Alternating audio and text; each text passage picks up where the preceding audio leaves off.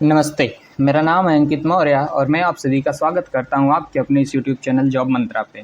आज हम Allahabad high court series में साइंस वाले सेक्शन में ये हमारा जनरल साइंस का सेक्शन है। ठीक है, किसका सेक्शन है ये? हम लोग साइंस वाला सेक्शन कर रहे हैं। ठीक है, साइंस वाले सेक्शन में ये हमारा 14 क्लास है। पिछले वाले क्लास में मैंने बता दिया था कि वो 14 सेट था, लेकिन नहीं, वो 13th था, ये 14th है। ठीक है, जब आप पिछली क्लास देखिएगा तो उसको ये मान के चलिएगा कि वो 13 क्लास थी, ये 14th क्लास है। ठीक है, चलिए आज की क्लास शुरू करते हैं। आहार नली की संकुचन और प्रसरण प्रविधि को क्या कहते हैं? ये वाला क्वेश्चन कल के सेट में आपको देखने को मिला रहा होगा। यही सेम क्वेश्चन इस वाले सेट में रिपीट है। तो पिछले वाले में क्या आंसर था इसका?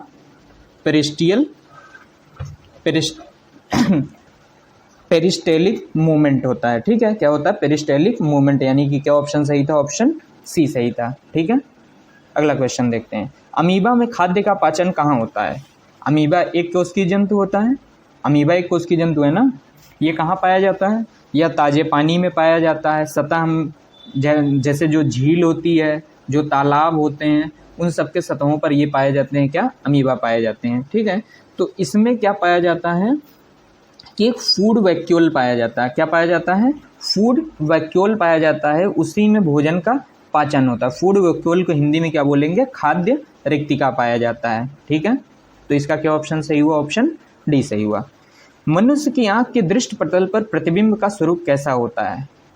ये वाला भी क्वेश्चन शायद दूसरी या तीसरी बार, इस कंसेप्ट पे चौथी बार है, लेकिन इस सेम क्वेश्चन देखें तो ये दूसरी बार रिपीट हुआ। कंसेप्ट पे तो ये तीसरी चौथी बार रिपीट हो रहा है। ठीक है, तो यदि आप देखिए तो मनुष्य के आँख के पर जो दृष्टि पटल पर बनता है, ये आँख होती है, ये हमारे आँख के सामने का लेंस है, ब्लैक वाला हिस्सा है। ठीक है, ये पीछे यहाँ पे रेटिना लगा होता है, यहीं पे इमेज बनता है। तो यहाँ पे जो इमेज बनता है वो बनता है, एक तो बनता है उल्टा। ठीक है, उल्टा है तो ये जाहिर सी बात है कि वो रियल होगा। या तो इसको आप ऐसे ध्यान रखिएगा कि जब भी रियल इमेज बनेगा वो उल्टा इमेज बनेगा, और जब भी वर्चुअल इमेज बनेगा वो सीधा इमेज बनेगा। ठीक है, तो इसका क्या ऑप्शन सही होना चाहिए था? ऑप्शन होना चाहिए रियल और इन्वर्टेड। रियल और इन्वर्टेड कहीं ऑप्शन में है ही नहीं। तो ये जो बी वाला ऑप्शन है, बी वाला ऑप्शन, इसमें आप थोड़ा सा मॉडिफाई कर लीजिएगा। ये शायद प्रिंटिंग मिस्टेक है।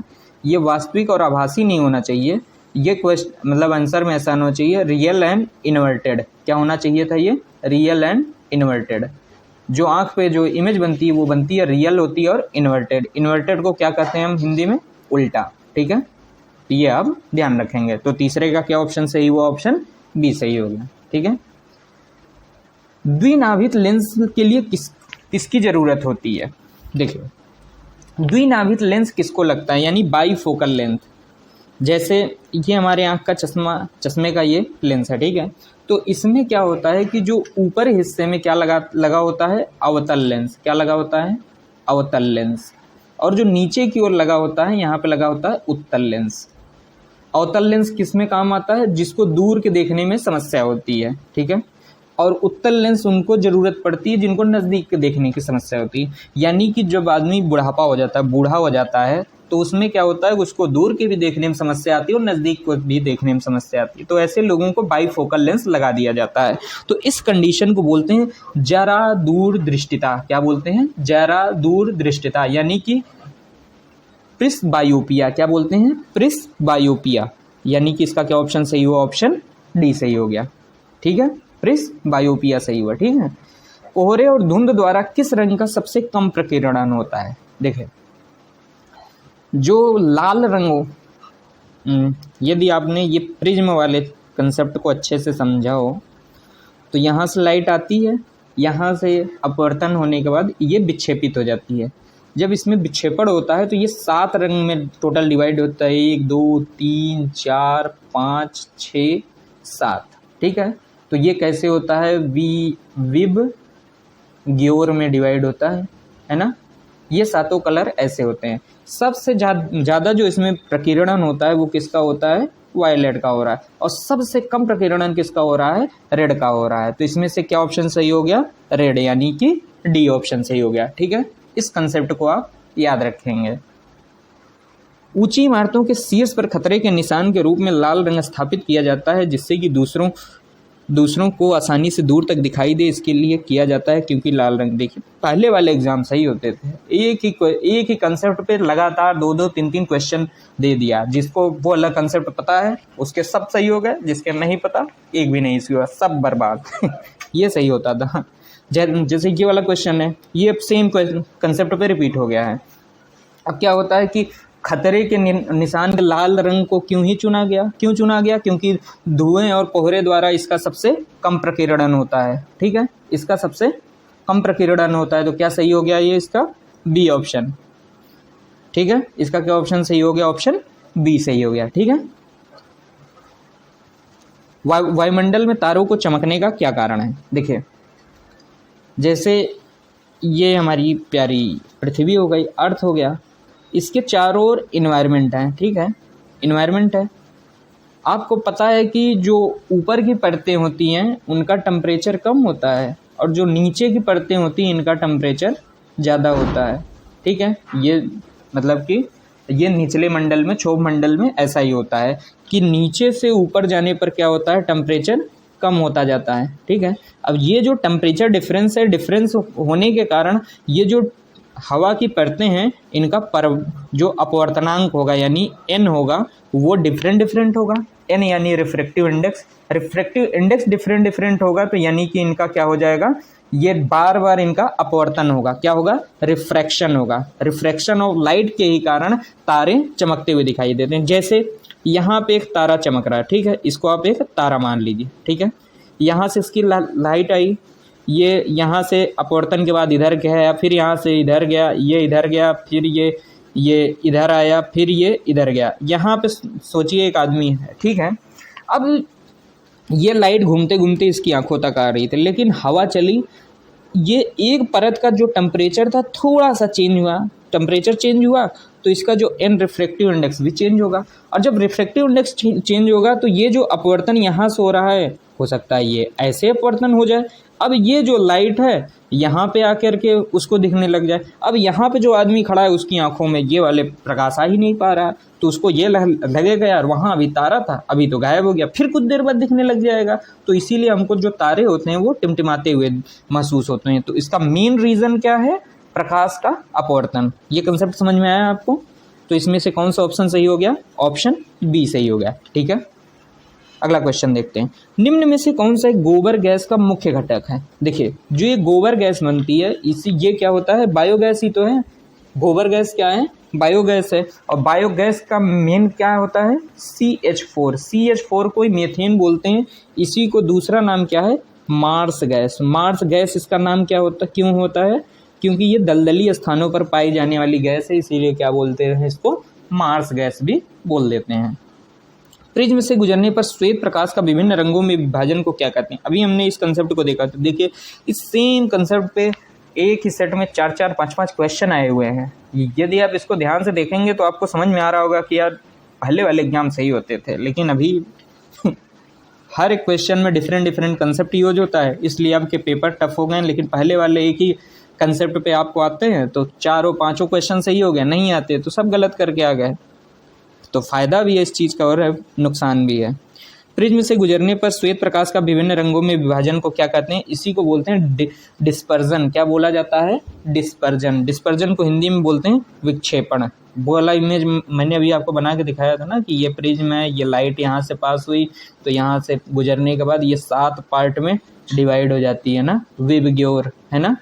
तो इसी को कंसेप्ट को क्या बोलते हैं, डिस्पर्जन यानी कि विक्षेपण बोलते हैं। ठीक है, जब घर का मुख्य स्विच बंद हो जाता है तो क्या होता है। देखिए, जब घर में ऐसे होता है ना कि घर में जो लाइट आती है, एक तो लाइव वायर आता है और एक साथ में न्यूट्रल वायर आता है। ऊपर वाला क्या होता है, लाइव वायर आता है, और जो नीचे वाला आता है न्यूट्रल वायर आता है। क्या होता है, न्यूट्रल वायर आता है। ठीक है, तो जब हमने स्विच बंद किया तो ये जो दोनों की सप्लाई है, दोनों की सप्लाई बंद हो जाती है। तो यानी क्या पूछा है कि जब मुख्य स्विच बंद होता है तो क्या कट जाता है, तो जीवित तार यानी लाइव वायर भी कटता है और अर्थ वायर दोनों कट जाता है। ठीक है, अर्थ वायर कह लीजिए, चाहे आप इसी को क्या कह लीजिए, न्यूट्रल वायर कह लीजिए। तो जो इसका जो बेटर ऑप्शन है बी और सी में से, वो बेटर ऑप्शन क्या होगा, सी वाला ऑप्शन सही होगा। क्या होगा, ऑप्शन सी सही होगा। ठीक है, कि जो इसमें न्यूट्रल वायर, देखिए यहाँ पे अर्थ वायर दिया हुआ है, यहाँ पे न्यूट्रल वायर दिया, जो ज़्यादा साइंटिफिकली ट्रू है वो वाला सी वाला ऑप्शन है। ठीक है, होने को तो बी भी हो सकता था, लेकिन इसमें से जो ज़्यादा सही ऑप्शन होगा वो सी वाला ऑप्शन होगा। ठीक है, 1 किलोवाट घंटा कितने मेगा जूल के बराबर होता है। देखिए 1 किलो वाट आवर से ही तो हम लोग एक यूनिट निकालते हैं ना। 1 किलो वाट आवर को निकालने, अब क्या होता है कि अब जब इसको जूल में कन्वर्ट करना है तो यानी कि 1000 ये वाट आवर है, तो जब आर को सेकंड में बदलेंगे तो क्या हो जाएगा, ये 3600 किलो वाट और सेकंड हो जाएगा। ठीक है, ये हो जाएगा। अब इसी को क्या लिख सकते हैं, के को क्या लिख सकते हैं, 1000, तो ये हो गया 3600। ठीक है, और के का मतलब 1000, तो 3 जीरो और लगा दो। कह रहा है कि इसको, अब ये कितना हो गया, इकाई, दहाई, सैकड़ा, हजार, 10,000, लाख, 10 लाख, यानी कि 36 लाख जूल के बराबर हो गया। अब कह रहा है कि हमको निकालना है कितने मेगा जूल के बराबर है। मेगा जूल, मेगा का मतलब होता है 10 के पावर 6, तो यानी कि 6 अंक पीछे आ जाओ, 1 2 3 4 5 6, तो यानी कि डेसिमल यहाँ पे लगा दो, कहाँ पे, 3 और 6 के बीच में। तो अब ये कितना आ गया, 3.6 मेगा जूल आ गया। ठीक है, तो इसका क्या ऑप्शन सही हो गया, ऑप्शन ए सही हो गया। क्या ऑप्शन सही हुआ, इसका ऑप्शन ए सही हो गया। ठीक है, क्या ऑप्शन सही हुआ, ऑप्शन ए सही हो गया। समझ में आया 3.6 कैसे आया। ठीक है, घंटे को किस में बदलेंगे आप, सेकंड में बदलेंगे। ठीक है, और किलो को किस में बदलेंगे, सिंपल यूनिट में, यानी 1000 से गुणा हो गया। ठीक है, सेकंड में बदला आपने तो यहाँ से आया था 3600। इसके बाद इन दोनों से हटा करके क्या हम ले आए थे, 10 के पावर 6 से भाग दे देंगे, तो जितना आएगा वही क्या हो जाएगा, मेगा जूल के बराबर हो जाएगा। एक सामान्य आंख के लिए सुस्पष्ट दृष्टि की न्यूनतम दूरी है। देखिए ये वाला भी क्वेश्चन कितनी बार रिपीट हो गया। तो ये क्या होता है, नॉर्मल आई के लिए मिनिमम डिस्टेंस कितना होता है, 25 सेंटीमीटर होता है। कितना होता है, 25 सेंटीमीटर होता है। ठीक है, कितना सही हो गया, 25 सेंटीमीटर होता है। ठीक है, अगला क्वेश्चन देखते हैं। निम्न में से कौन सी धातु बड़ी संख्या में ऑटोमोबाइल वाले शहर को हवा को प्रदूषित करती है। देखिए जो ऑटोमोबाइल वाले इंजन होते हैं उसमें क्या होता है, किसका यूज होता है, पेट्रोल का यूज होगा। पेट्रोल में एंटी नॉकिंग एजेंट के रूप में क्या मिलाते हैं हम, शीशा मिलाते हैं। क्या मिलाते हैं, शीशा मिलाते हैं।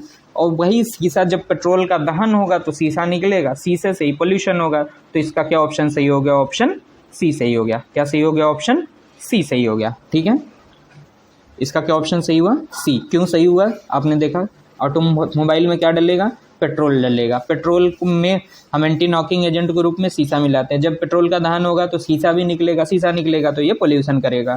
ठीक है, बायोगैस खाना बनाने में उपयोग की जाने वाली गैस का मिश्रण क्या होता है।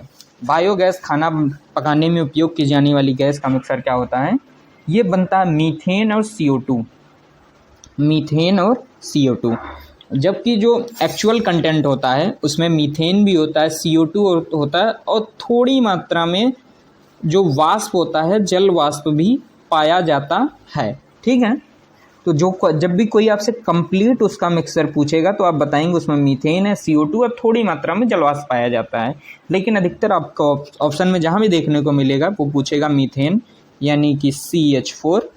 ठीक है, CH4 बताएंगे और आप CO2 बता देंगे। ठीक है, तो इसका क्या ऑप्शन सही हुआ, ऑप्शन ए सही हो गया। देखिए पादप के किस अंग से परागकण उत्पन्न होंगे। परागकण कहाँ से उत्पन्न होंगे, जहाँ परागकोश होगा। परागकोश में ही तो पराग रखे हुए हैं, वहीं से तो निकल के आ रहे हैं। तो इसमें से क्या ऑप्शन सही हो गया, ऑप्शन सी सही हो गया। परागकोश को इंग्लिश में क्या कहते हैं, आप लोगों ने पढ़ा होगा इसको, एंथर। क्या पढ़ते हैं हम इसको, एंथर पढ़ते हैं। ठीक है, इसका क्या ऑप्शन सही हुआ, एंथर। पादपों में मादा प्रजनन अंग क्या होता है, जो पुल्लिंग प्रजनन अंग होता है वो तो होता है पुंकेसर। क्या होता है, पुंकेसर, ये पुल्लिंग। और जो स्त्री केसर होता है वो मादा प्रजनन अंग होता है। क्या होता है, मादा प्रजनन अंग होता है। तो इसमें से क्या ऑप्शन सही हो गया? ऑप्शन डी सही हो गया। ठीक है, अगला क्वेश्चन देखिए, सेम क्वेश्चन रिपीट हो गया लेकिन इसमें ऑप्शन में आपको घुमा दिया है। अब ऑप्शन में आप जैसे इस वाले क्वेश्चन में क्या है कि पुष्प में मादा जननांग क्या कहलाता है, तो उसमें भी पुंकेसर भी ऑप्शन में था और पिछले वाले ऑप्शन में देखिए स्त्री केसर दिया था ना, पिछले वाले क्वेश्चन में ऑप्शन, इसमें स्त्री केसर गायब है। तो अब आपको ढूंढना है कि और जो ऑप्शन दिए हैं उनमें से क्या सही हो सकता है। तो इनमें से क्या सही होगा? ओवरी यानी अंडाशय सही होगा। ठीक है, तो ये खेल होता है कि क्वेश्चन सेम है लेकिन अब आपको फूल के सारे पार्ट रटे हुए होने चाहिए कि उनको क्या क्या कहते हैं, उनके डिफरेंट डिफरेंट नाम क्या हैं। ठीक है, घरेलू मक्खी निम्न में से किसकी रोगवाहक होती है? घरेलू मक्खी से कौन सा रोग होता है? तो इससे रोग होता है कॉलरा यानी हैजा रोग होता है। क्या होता है? हैजा रोग होता है। डेंगू किसकी वजह से होता है? क्या आप बता सकते हैं? आप कमेंट सेक्शन में बताएंगे डेंगू किसकी वजह से होता है, येलो फीवर किसकी वजह से होता है और मलेरिया किसकी वजह से होता है। ठीक है, ये आप 3 कंसेप्ट कमेंट सेक्शन में आप जरूर बताएंगे। ठीक है, ये वाला क्वेश्चन हो सकता है। ये सब क्वेश्चन सदाबहार क्वेश्चन है कि इनसे क्वेश्चन आते ही आते हैं। ताप और दाब की विशिष्ट अवस्थाओं में गैसों को द्रवित किया जाता है, तो निम्न में से किन अवस्थाओं को सही समुच्चय को पहचानिए। देखिए क्या करना है, गैस है, गैस को क्या करना है? लिक्विफाई करना है। क्या करना है? गैस को लिक्विफाई करना है। अब गैस को लिक्विड में बदलना है तो यानी कि सिंपल सी बात है कि टेम्परेचर को कम कर देंगे। ठीक है, अब यदि टेम्परेचर को कम कर रहे हैं, यदि इसी पर हम प्रेशर को बढ़ा दें तो भाई सोने पे सुहागा हो जाए। यदि हम किसी गैस को लिक्विड में कन्वर्ट करना चाहते हैं तो पहली कंडीशन है कि भाई सबसे आसान चीज़ है टेम्परेचर कम कर लीजिए। यदि आपके पास कोई ऐसी व्यवस्था है कि प्रेशर भी आप एडजस्ट कर सकते हैं तो आप उसमें यदि प्रेशर बढ़ा दें तो भाई आपका काम इससे बेहतर कुछ नहीं हो सकता। तो इनमें से क्या ऑप्शन सही हो गया? ऑप्शन ए सही हो गया, यानी कि निम्न ताप और उच्च दाब, टेम्परेचर कम और जो प्रेशर है वो ज़्यादा। ठीक है, तो गैस को लिक्विड में कन्वर्ट करना एकदम आसान हो जाएगा। दो मिश्र धातुओं P1 PQ के द्रव्यमानों को परस्पर मिलाकर कोई मिश्र धातु बनाई गई है। P और Q के अपेक्षिक घनत्व क्रमशः 4 और 6 हैं, तो मिश्र धातु का अपेक्षिक घनत्व क्या है? देखिए न्यूमेरिकल भी पूछ ले रहे हैं जैसे बोर्ड एग्ज़ाम हो गए हैं, हम बोर्ड एग्ज़ाम देने जा रहे हैं, लेकिन ठीक है करके देखते हैं। देखिए D क्या होता है? डेंसिटी। डेंसिटी का क्या फार्मूला होता है? Mass upon volume. ठीक है, ये क्या दिया हुआ? अपेक्षिक घनत्व तो यानी कि D दिया हुआ है, तो ये हमको D1 दिया हुआ है, ये D2 दिया हुआ है। और कह रहा है दो समान द्रव्यमानों को, तो दोनों का द्रव्यमान M और M मान लीजिए। ठीक है, अब इस पहले फॉर्मूले में हमको D पता चल गया, M पता चल गया, V नहीं पता है, तो हम मान लीजिए कि V क्या है? V1 और V2 है। ठीक है, इसका V1 है, इसका V2 है वॉल्यूम। ठीक है, मास पता चल गया, वॉल्यूम पता चल गया, D1 और D2 पता चल गया। ठीक है, अब यदि हम दोनों का मास, जब हम दोनों को मिक्स करेंगे तो M प्लस M को ही तो मिक्स करेंगे, तो यानी कि दोनों मिल करके क्या हो जाएगा? 2M हो जाएगा, है ना। यदि हम दोनों के वॉल्यूम को निकालना चाहें तो V1 बराबर क्या हो जाएगा? यदि हम इस वाले पहले फॉर्मूले में को V को यहाँ ले आएँ तो V की जगह पे आ जाएगा, तो क्या हो जाएगा? M upon D1। D1 कितना है? 4 है। V2 कितना हो जाएगा? M अपॉन D2 हो जाएगा, तो M अपॉन 6 हो जाएगा। ठीक है, आप इसको नोट कर लीजिए। ठीक है, इसको हटाता हूँ ताकि अब दोबारा इसको एक्सप्लेन कर सकें। ठीक है, इसको हटा दिए, दोबारा से इसको एक्सप्लेन करते हैं। उस समय अभी आपने मास क्या निकाला? 2M हो गया था, और V1 कितना हो गया था? कितना हो गया था? M अपॉन 4 आ गया था, और V2 कितना आ गया था? M अपॉन 6 आ गया था। ठीक है, इतना आ गया था। अब यदि हमको देखना है कि जो मिश्र धातु बना है उसका अपेक्षिक घनत्व तो निकालेंगे, तो हमको लिखना पड़ेगा ना कि total mass upon total volume, total volume. ठीक है, हमने क्या देखा था? D = M अपॉन V ही तो होता है, तो M मतलब मास, तो यानी कि टोटल मास हो गया। V मतलब क्या होता है? वॉल्यूम, तो हमने टोटल वॉल्यूम ले लिया। अब हमने क्या किया था? यहाँ पर लिया था टोटल मास कितना हो गया था हमारा? दोनों को मिलाने पर 2M हो गया था। ठीक है, और ये क्या हो गया था? टोटल वॉल्यूम M अपॉन 4 हो गया है, और यहाँ पे कितना हो गया? M अपॉन 6 हो गया है। m गायब कर दीजिए, इसको सॉल्व कर लीजिए। 2/1/4 प्लस 1/6, ठीक है, इसको सॉल्व करिएगा। जब आप इसे सॉल्व करेंगे तो आपका आंसर आएगा 4.8 आएगा। कितना आएगा? 4.8, ठीक है। इतना कैलकुलेशन तो आप कर ही सकते हैं, ठीक है। तो कितना आएगा इसका आंसर? 4.8, सी आएगा आंसर, ठीक है। वर्षा ऋतु में उगाई जाने वाली फसलों को क्या कहते हैं? वर्षा ऋतु में जो उगाई जाती है, वर्षा ऋतु में क्या उगाते हैं हम लोग?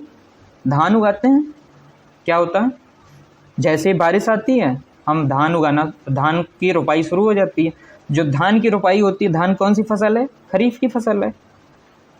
तो यानी कि क्या ऑप्शन सही हो गया? ऑप्शन सी सही हो गया, ठीक है।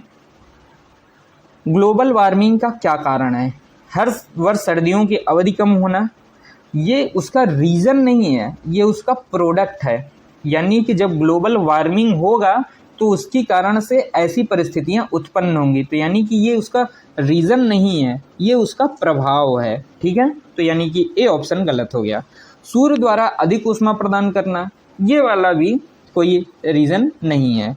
पृथ्वी का सूर्य की ओर गमन, ये हो सकता था, लेकिन ये जो कंसेप्ट होता है ग्लोबल वार्मिंग का, ये कंसेप्ट होता है कि जैसे हमारा जो इन्वायरमेंट है, ये अर्थ है, अर्थ के चारों ओर इन्वायरमेंट है। इन्वायरमेंट पृथ्वी के लिए कंबल की तरह काम करता है।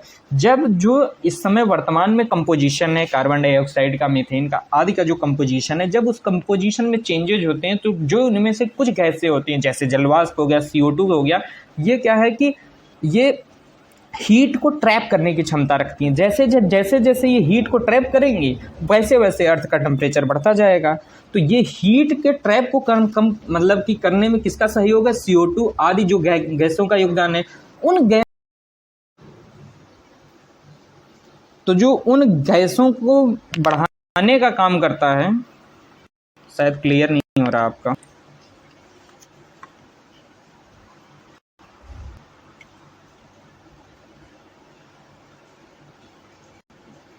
अब क्लियर हुआ? हाँ, ठीक है, शुरू करते हैं, ठीक है।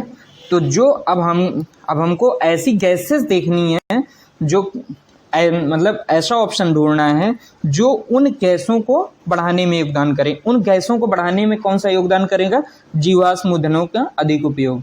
तो जब ये इसका अधिक उपयोग होगा तो इससे CO2 निकलेगी, CO2 निकलेगा, ये हीट को ट्रैप करेगा, तो ये अर्थ का टेम्परेचर को बढ़ा देगा। तो यानी जो ये ग्लोबल वार्मिंग का कंसेप्ट है उसको फुलफिल कौन सा कर रहा है? डी ऑप्शन, ठीक है।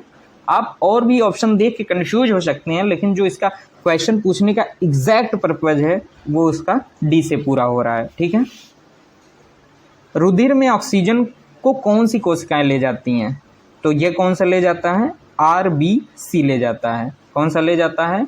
RBC ले जाते हैं, ठीक है। तो इनमें से क्या ऑप्शन सही हो गया? ऑप्शन डी सही हो गया। ये वाला क्वेश्चन आप लोगों ने कई बार किया हुआ है, ये शायद तीसरी या चौथी बार रिपीट हो रहा है सेम क्वेश्चन। बॉक्स प्रकार के सौर कुकर का कौन सा भाग ग्रीन हाउस प्रभाव के लिए जिम्मेदारी हो? देखिए, जो बॉक्स प्रकार का कुकर होता है वो कुछ ऐसा होता है। ये एक बॉक्स होता है, ये कांच का बना होता है, ठीक है। इसके अंदर ही कुकर ऐसे हम ले आके रख देते हैं।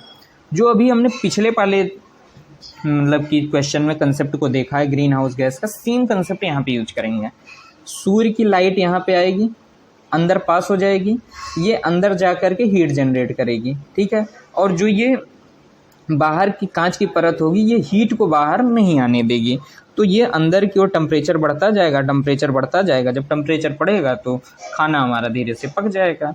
तो ग्रीन हाउस के प्रभाव के लिए कौन सा पार्ट इसमें से जिम्मेदारी है? तो जो सौर मतलब कि सोलर कुकर है उसका जो ये बाहरी आवरण है वही ये क्या है? जिम्मेदार होता है। ये जो बाहरी आवरण है ये हमारा पूरा बाहरी आवरण होता है। इसी पे क्या लगा होता है? ग्लास सीट लगा होता है। यहाँ पे ऊपर की ओर क्या लगा होता है? ग्लास की सीट लगी होती है। यहीं से अंदर की ओर क्या आता है? लाइट आता है। तो जो अब देखिए इनमें से ये वाला भी ऑप्शन सही हो सकता है, ये वाला भी ऑप्शन सही हो सकता है, लेकिन जो इन दोनों ऑप्शन में बेस्ट ऑप्शन सही होगा वो होगा कांच की सीट यानी कि ग्लास सीट। क्यों सही होगा? क्योंकि बाहरी आवरण में तो ये वाला भी हिस्सा आ रहा है, ये वाला भी हिस्सा आ रहा है, ये वाला भी हिस्सा आ रहा है और ये दोनों हिस्से आ रहे हैं, लेकिन सिर्फ लाइट किससे आ रही है, ये जो ऊपर वाला हिस्सा जहाँ पे ग्लास की सीट लगी होती है वहीं से ही लाइट अंदर आ पा रही होती है। ठीक है, तो इसका क्या ऑप्शन सही हो, ऑप्शन सी सही हो गया। नीचे दिए गए धातुओं में कौन विद्युत का सर्वोत्तम चालक है, ये वाला भी क्वेश्चन हमने 3-4 बार कर रखा है। ठीक है, ये वाला क्वेश्चन आप कमेंट सेक्शन में जरूर बताएंगे, आपको गूगल करना है, गूगल करिए जैसे भी करना है, लेकिन आप इसका आंसर आप ही बताएंगे, क्योंकि ये अब चौथी या पांचवी बार ये क्वेश्चन रिपीट हो रहा है। तो ठीक है, आज हमने कितने क्वेश्चन किए, 25 क्वेश्चन किए। ठीक है, तो ये अब हम लगभग हमारा ये जो साइंस वाला सेक्शन है ये कंप्लीट होने वाला है। ठीक है, जो हमारा साइंस वाला सेक्शन है ये अब कंप्लीट हो जाएगा। तो अब आपको इसके बाद क्या पढ़ना है, कौन सा सेक्शन पढ़ना है, सोच रहे हैं कि जियोग्राफी शुरू हो जाए या फिर पॉलिटी भी शुरू हो सकती है। तो जो आपको मतलब कि पढ़ना है आप कमेंट करके बताएंगे, हम उसके हिसाब से डिसीजन लेंगे कि आपको क्या पढ़ाना है। ठीक है, चलिए चलते हैं, बाय, थैंक यू।